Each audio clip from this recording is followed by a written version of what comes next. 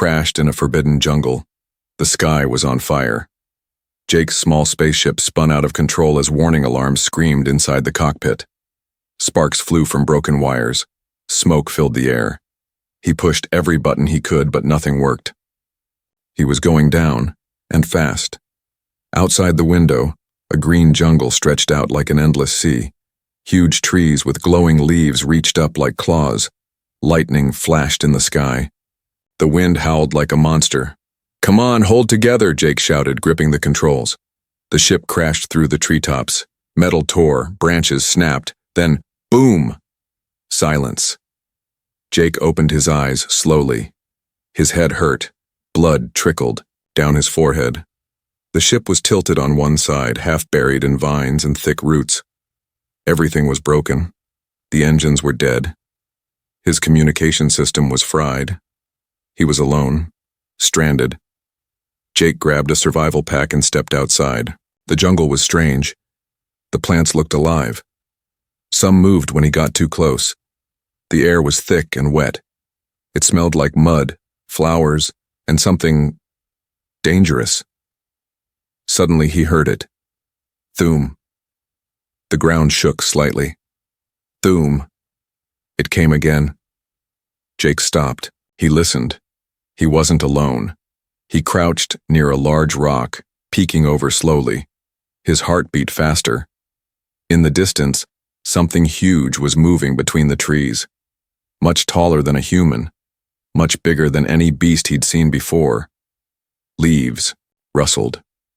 Trees bent. Something was walking. Thoom. Thoom. It was coming closer. Jake's breath caught. Could it be the monster from the legends? He remembered what the locals said before his flight. Don't go near the forbidden jungle. That's where the Giantess lives. She's not a normal alien. She's carnivorous. She eats men whole. He thought it was just a scary story. Now he wasn't so sure. Suddenly, a long shadow moved across the ground.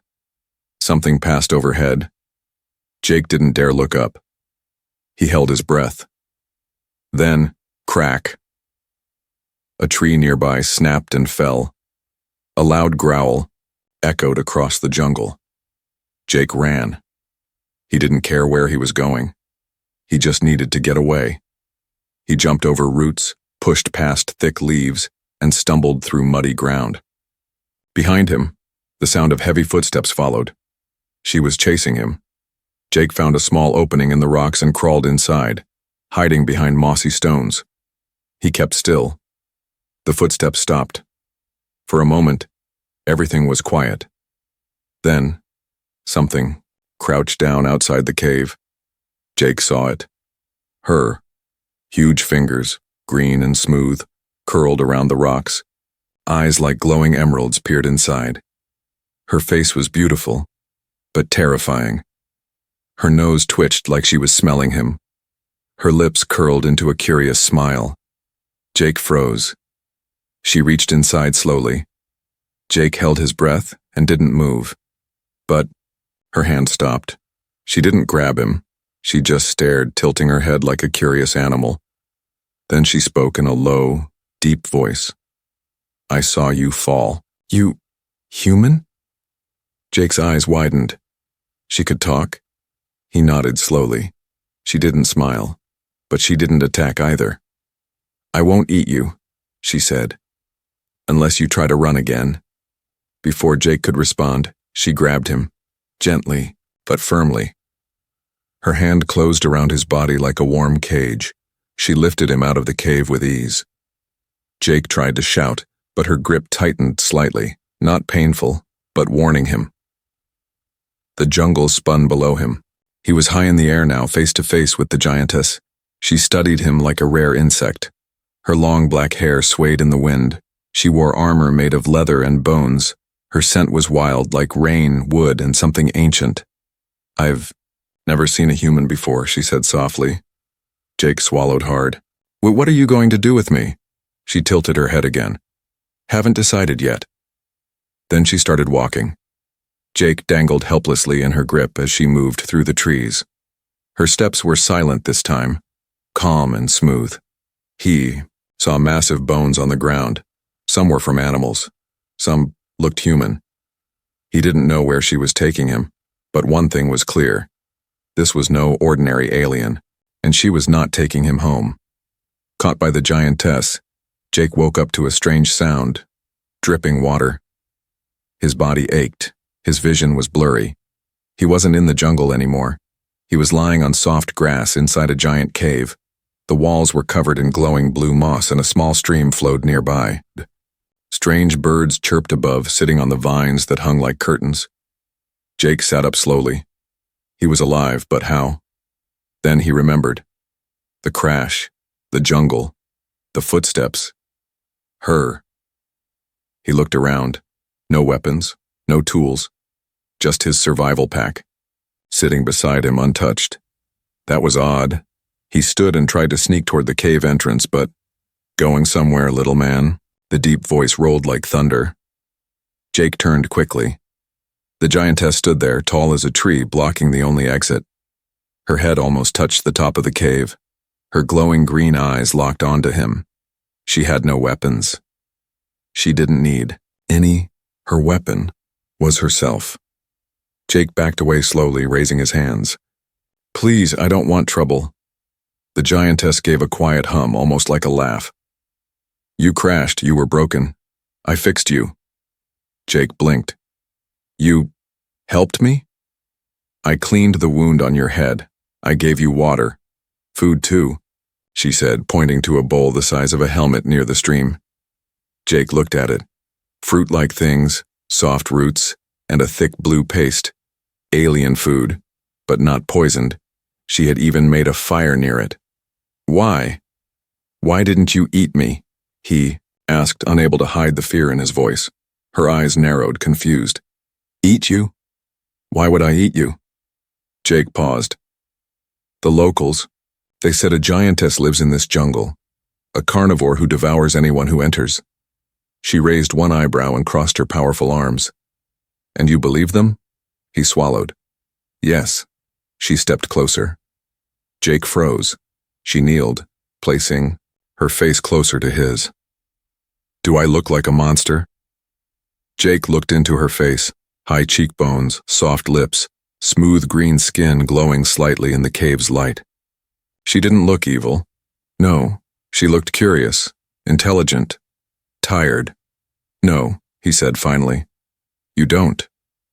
"My name is Talvora," she said. "You are?" "Jake." "Jake," she repeated, her voice softer this time.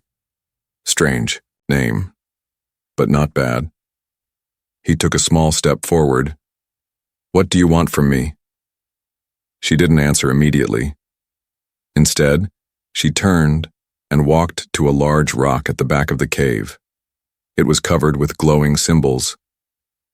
"This," she said, "is what I need help with." Jake stepped closer and stared. It wasn't just a rock. It was old tech, ancient, a broken alien machine built into the mountain. His eyes widened. He had seen similar relics in human research files, powerful ancient technology from extinct civilizations. Talvora looked at him. "I found it years ago. I protected it, but I cannot fix it. You human, you understand machines better than we do." Jake nodded slowly. "You want me to fix this?" She nodded. "If you can, I will let you go. Or, you may choose to stay." That last part made him pause. "Stay?" "You are the first living person I've spoken to in 5 years," she said quietly. "Others feared me, attacked me, fled." Jake looked at her. He could see the loneliness behind her strong eyes. "But I'm not forcing you," she added. "You're not my prisoner." Jake thought for a moment. She hadn't hurt him. She hadn't chained him. She had helped him survive. Still, something deep inside warned him. This wasn't over. The jungle wasn't safe. And neither was she. Suddenly, a loud sound echoed outside the cave. Something crashing through the jungle. Talvora's face hardened. She stood and grabbed a giant spear from the wall. "Stay here," she said sharply. "But stay. They smell you." They, Jake whispered. Talvora turned to him. Real carnivores, not legends, real monsters.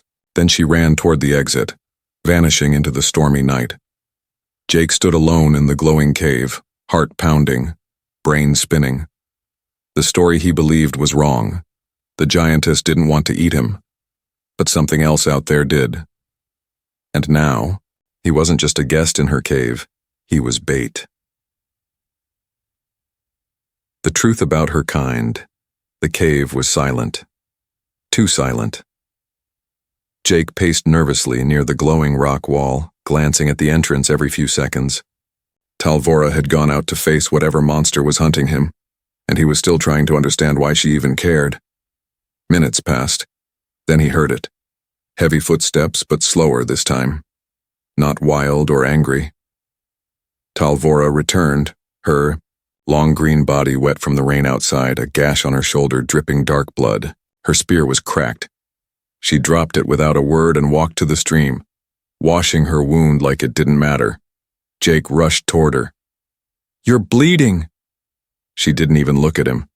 "It's nothing." The forest was testing me again. "You were attacked?" "Yes, hunters. Smelled your scent. Thought you were weak prey." Her voice was calm, but her eyes were darker now. "Why protect me?" he asked again, standing near her. This time she turned and looked at him directly.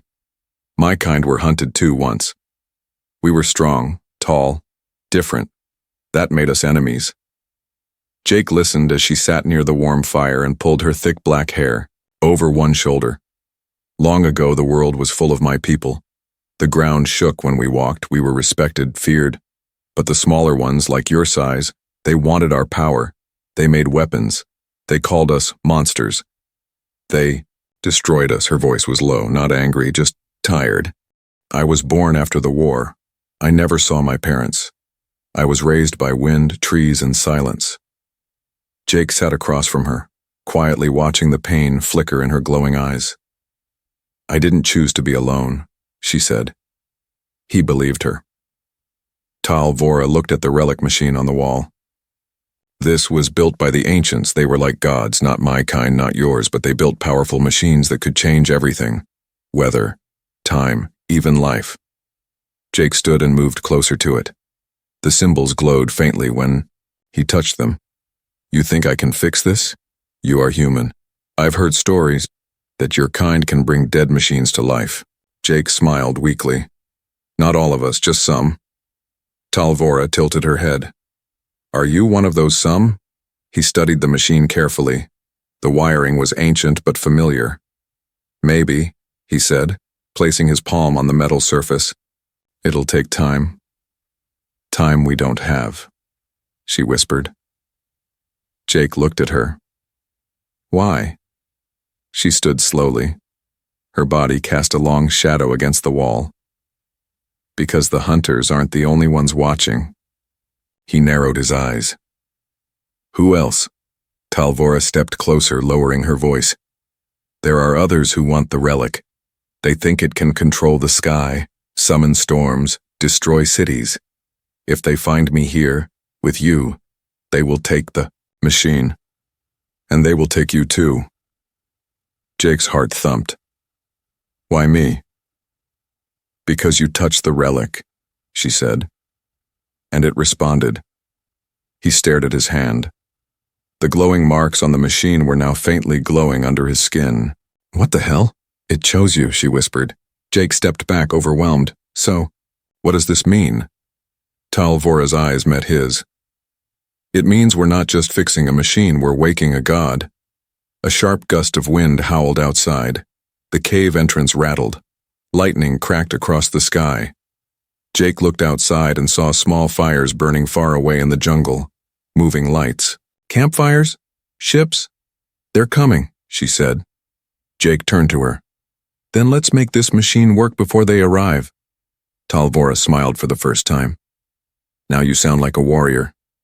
He blushed. "I'm just an engineer." She picked up her broken spear and said softly, "On this world, sometimes that's the same thing." Jake moved to the relic and got to work. Wires sparked. Panels opened. Ancient energy hummed to life. Outside, enemies moved closer through the jungle. Inside, two strange souls, one small, one giant, began unlocking a forgotten power. Hunted by the real monsters, the air inside the cave buzzed with strange energy. Jake's hands were covered in dust and glowing oil from the relic. He had spent hours connecting old wires, cleaning crystal cores, and reading unknown symbols. The machine was waking up, but slowly, like an old giant stretching after centuries of sleep. Talvora stood guard near the cave entrance, spear in hand. Her wounded shoulder was wrapped in thick leaves and glowing sap, but her grip was steady. Her sharp eyes scanned the jungle outside. She hadn't spoken much since the lights appeared in the trees last night. Any sign of them? Jake asked. She didn't turn. They're close. Jake swallowed. Who are they? She finally turned her head. My kind, but not like me. Twisted by greed. They call themselves the Fangborn. Jake frowned. Why are they coming here? Because of you, she said. The relic responded to you. That means power, and power means war. Jake looked down at the old machine, humming softly under his fingertips. I didn't ask for this. No one does, she replied, but now it's yours to finish. Suddenly, the jungle outside went quiet. No birds, no wind. Then, a high-pitched scream tore through the trees. Jake jumped. Talvora's eyes narrowed. They found the wreckage of your ship. Within seconds, she crouched and pressed a hand into the moss-covered floor. The earth responded. Vines shifted, revealing a hidden tunnel at the back of the cave. This way, she said. We won't survive a full fight. Not yet. Jake hesitated. What about the relic? It stays. If they want it, they'll need to bleed for it. Jake followed her into the narrow tunnel. The walls were warm and glowing faintly with bioluminescent worms. The passage twisted and turned like the roots of a living tree. Where does this lead? He whispered. To my old home, she replied. A sacred place even the Fangborn fear. They moved quickly. Above ground, shadows moved closer to the cave. Faint whispers, stomping boots, and deep alien growls echoed in the distance. After nearly 20 minutes, they emerged into a wide clearing hidden deep in the jungle. Giant stone statues stood broken and covered in vines, faces of her ancestors. In the center stood a cracked platform with ancient carvings. Talvora knelt before the platform. Her fingers traced the words carved into the stone. This place was once full of songs, she said quietly. Now it's only memories. Jake looked around. It's beautiful and sad. She nodded. Like me. A moment passed between them, silent but powerful. Then, loud footsteps echoed nearby. The Fangborn had found the cave and the relic. Jake looked at her. They'll come here next. Talvora stood tall and picked up a huge blade hidden behind a statue. It was covered in dirt and vines, but the metal still shimmered with life. I will protect this place, she said. Jake stepped beside her. We both will. You're not a warrior, she said softly. I didn't think you were a savior, either, Jake replied. But you saved me. So now, I save you. For the first time, she didn't smile or joke. She nodded, accepting his words like a vow. Suddenly, the ground shook. Not from footsteps, but from machines. They brought walkers, she growled. Heavy battle machines. They planned to burn the jungle. Jake looked around. We need the relic. We can't win without it. You don't need the relic, she whispered. He stared at her. What do you mean? You are the relic, Jake blinked. What? The machine chose you. It marked you. That glow on your skin, it's a key. And a weapon. He looked down at his hands. The faint, glowing lines were brighter now, moving like veins of light. I don't know how to use it. You will, she said. The ground rumbled again. The jungle burst open. The Fangborn were here. Dozens of them. Twisted versions of her kind. Some wore metal armor, some rode alien beasts, all with eyes filled with hunger. Leader stepped forward, a towering brute with red armor and a cruel smile. He saw Jake and laughed. "So this is the little human," he snarled. "Let's see what's inside." Talvora stepped between them. "You want him? You'll have to go through me," Jake whispered. "We're going to die, aren't we?" Talvora smiled grimly. "Not today." And then, without warning, she roared and charged. Jake followed, heart pounding. He wasn't just a lost pilot anymore, he was part of something bigger. And it was time to fight. Betrayal and bloodshed smoke filled the jungle sky. Screams echoed through the trees. The Fangborn army had arrived like a storm, ripping through the old paths, tearing down sacred statues, and setting fire to everything in their way. Jake's legs burned as he ran behind Talvora, dodging spears and beams of red energy. She moved like a force of nature, her giant blade flashing in wide arcs. Each swing sent enemies flying. But there were too many. "Behind you," Jake shouted. She spun just in time, slamming her fist into a Fangborn warrior, sending him crashing into a tree. But a second warrior leapt forward, grabbing her leg. A third followed, aiming a pulse weapon at her back. Jake didn't think. He threw a sharp metal shard, one he had taken from the relic chamber, right into the attacker's neck. The alien dropped instantly. Talvora looked at Jake, surprised. "You fight better than you speak, human." Jake grinned, breathless. "I learn fast." But they were still outnumbered. Suddenly a horn blew from the trees. The Fangborn paused. Talvora froze. That's not their war call. Out from the jungle came a group of cloaked aliens, tall like Talvora, but with strange blue markings on their faces. One stepped forward. His armor gleamed. His voice was calm. "Talvora, you've broken exile." Her eyes widened. "Vakur?" Jake looked between them. "You know him?" "He's my brother," she said quietly. "Or he was." Vakur nodded once. "And you brought a human. You've broken the last law of our ancestors." "I protected the relic," she said. "He didn't steal it. It chose him." Vakur looked at Jake, frowning. "We don't allow outsiders to touch the sacred relics." Jake stepped forward. "I didn't mean to, but I can help." "Silence," Vakur growled. "Your kind destroys everything." Talvora stepped between them. "He saved my life. He fought beside me. He's more honorable than our own kind." "You always were weak for small things," Vakur sneered. Then he raised his hand, and to Jake's shock, his warriors pointed their weapons not at the Fangborn, but at Talvora. "No," she whispered. "You're working with them."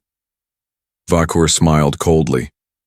"The Fangborn offered me leadership, a place at the table. You clung to dying traditions." Jake's heart dropped. "You betrayed your own sister?" "She betrayed us first," Vakur said, "by trusting a human." Without warning, energy blasts flew. Talvora jumped in front of Jake, shielding him with her body. Sparks danced across her armor. She gritted her teeth and charged at her brother. Steel clashed. Blood splashed. Brother against sister. Jake pulled out the glowing shard from his pocket. It vibrated in his hand. The energy from the relic was stronger now, hotter, alive. He didn't understand it, but he felt it. He gripped it tight, ran toward the old platform in the center of the ruins, and slammed the shard into the heart of the ancient stone. Light exploded around him. The carvings on the stone glowed like fire. Symbols rose into the air, swirling like stars. The Fangborn stopped. Even Vakur turned, stunned. "What have you done?" he shouted. Jake's body shook. The energy flowed through him like electricity. The marks on his skin lit up, pulsing brighter and brighter. "I don't know," Jake yelled, "but it's working." Suddenly, the relic's light shot into the sky, breaking through the clouds. From above, something answered. A rumble like thunder, A beam of golden light fell from the sky and struck the jungle, not to destroy, but to purify. The fires went out. The trees grew brighter, and the fang-born began to scream. Their skin burned from the light. Their weapons melted. They ran, panicked. Vaker stared in horror. Impossible. It was a myth. Jake stood on the platform, glowing like a star. Guess what? So was I. Vaker turned to run, but Talvora was faster. With a furious cry, she slammed the flat of her blade into his chest. He flew backward into a fallen statue and collapsed. Talvora dropped her sword, breathing hard. Jake stumbled toward her, weak. You okay? She caught him gently. You did it. You activated the guardian light. I don't know how, he said. Because the relic knew your heart, she whispered. As the jungle grew quiet again, Jake looked around. The fang-born had vanished. The battle was over, for now. But Jake knew this wasn't the end. Something inside him had changed. And now, he was part of this world's fate. Bond of fire and flesh, the jungle no longer burned. The battle was over, but the smoke still hung in the air. The trees were quiet. No birds sang. The wind whispered only through broken leaves and ash-covered ground. Jake sat on the edge of the ancient stone platform, his body weak, his hands still glowing faintly. From the relic's power, he felt empty and full at the same time. Talvora sat beside him, her giant frame resting against a broken pillar. Her armor was cracked, blood dried on her shoulder. But she was alive, and she had not let go of his hand since the moment he fell to his knees. Thought I was going to die, Jake whispered. You nearly did, she said softly, but you stood when it mattered. He looked at her, confused. I don't even understand what I did. You gave this world hope, she said. Jake laughed a little. I'm not a hero. She turned her head, her long hair falling like silk over her shoulder. You're more than that. There was a pause, a long silence between them. Then Jake asked quietly, What now? Talvora looked up at the sky, now full of golden clouds left behind by the guardian light. Now, we wait. That beacon didn't just drive them off, it called something ancient, something watching. You mean someone or something? Jake asked. Yes, she said. The true owners of the relic. If they return, everything changes. Jake looked at the marks on his arms. The light was fading, but the shape of the symbols remained like a quiet tattoo. Will they hurt me? He asked. Talvora looked at him, her voice low. Not if I'm standing beside you. The wind picked up again, colder now. Jake leaned into her warmth. She didn't move away. Instead, she pulled him closer, into the safety of her arms. He could feel her heartbeat, slow and strong like distant thunder. Her breath was steady. Her touch, even through her giant size, was gentle. Your kind doesn't touch strangers like this, Jake said softly. My kind doesn't survive wars like this, she replied. He looked up into her eyes, green like forests with something deeper inside, something ancient, something lonely. I don't know what this is, he whispered. A bond, she said simply, one not written in blood or history, no, but in fire. Jake paused. Is that a saying from your people? She shook her head. No, it's something I've just now felt. Her forehead touched his, delicate, even with their size difference. His hand pressed gently against her chest plate, feeling the steady rhythm beneath. You could have left me to die, he said. You could have run instead of staying. But I stayed, he whispered. And so did I, she answered. They sat like that for a long time, wrapped in silence and memory. Then Jake whispered, Talvora, if I leave, will you forget me? She shook her head again, this time with a rare smile. You carry my scent now. My people would call you a soul bond. Jake blinked. Wait, you mean like a mate? Yes, she said plainly, but only if you accept it. He stared at her. You saved me. You fought beside me. You held me when I was broken. If this is what you offer, then yes, I accept." She didn't speak again. She simply pulled him closer and kissed his forehead with a warmth that felt like the jungle before the storm. Later, they returned to the cave. The relic pulsed quietly, no longer wild, but waiting. Jake sat near it. "What happens next?" Talvora's voice came from behind. "A ship is coming. Something ancient is approaching.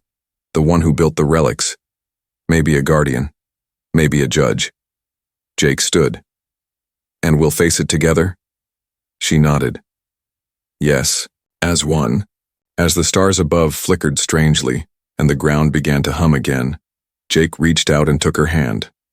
The fire of battle was gone, but the fire between them had only just begun. She didn't eat him, but she claimed him. The sky above was no longer empty. A giant object, black and silent, floated through the clouds like a moon that had forgotten how to shine. It moved without sound. No engines, no fire, just presence. Talvora and Jake stood at the edge of the cliff, staring upward. "That's not a ship," Jake said softly. "That's something else." "It's them," she replied. "The ancients, or what remains of them." The relic, behind them, pulsed faster now, glowing like a heart about to speak. Jake felt the energy pulling inside his chest. The strange marks on his arms began to glow again, brighter than ever. His heart raced. Talvora stepped closer. "They've come for you," Jake shook his head. "But I didn't ask for this." "No one ever asked to be chosen," she said. "But when it happens, we must answer." A beam of golden light came down from the hovering object, hitting the platform in front of them. It wasn't hot. It didn't burn. It felt like truth. Then a voice echoed, not in their ears but in their minds. "You are the first of your kind to awaken us." Jake felt his knees weaken. "What do you want?" "Balance." Talvora's hand tightened around his. "They will test you." Jake nodded. "Let them." The light wrapped around him, lifting him slightly off the ground. His feet hovered, his arms stretched, his body glowed. He wasn't scared anymore. He was becoming something. The ancients scanned his soul, his memories, his choices. He remembered the crash, the fear, the first time he saw her eyes. He remembered her hand around him, not crushing, but protecting. And the moment her people turned on her and she stood tall anyway. Then the light asked him one final question. "What do you choose?" Jake looked at Talvora. She wasn't just a giantess anymore, she was his strength, his reason, his home. "I choose her," he said aloud. The light paused, then it faded, like a satisfied breath. The relic behind him dimmed, and then locked into silence as if its duty was complete. The giant ship in the sky slowly turned and vanished into the stars. The test was over. Talvora stepped forward, catching Jake as he gently dropped to the ground. "You passed," she whispered. Jake looked up at her, smiling. "I didn't do it alone." She touched his face, careful with her strength. "You never will again." Later, as the sun returned and the jungle healed, Talvora brought Jake to a sacred hill where old stones stood like teeth in the earth. She placed a necklace around his neck, a piece of her armor shaped into a ring. "In my culture," she said, "this means bond, life mate." Jake held it close. "I'm honored." She leaned down, brushing her forehead against his. "You are more than that. You are mine." He grinned. "You didn't eat me." She chuckled. "No, but I claimed you." They laughed together, the sound echoing over the quiet jungle. From the edge of destruction, they had built something new, not just survival, not just love. A union of two worlds. One small, one strong, both human in heart, and the finale is, she didn't eat him. Jake said with a smile, "But she did something even crazier, she made me stay."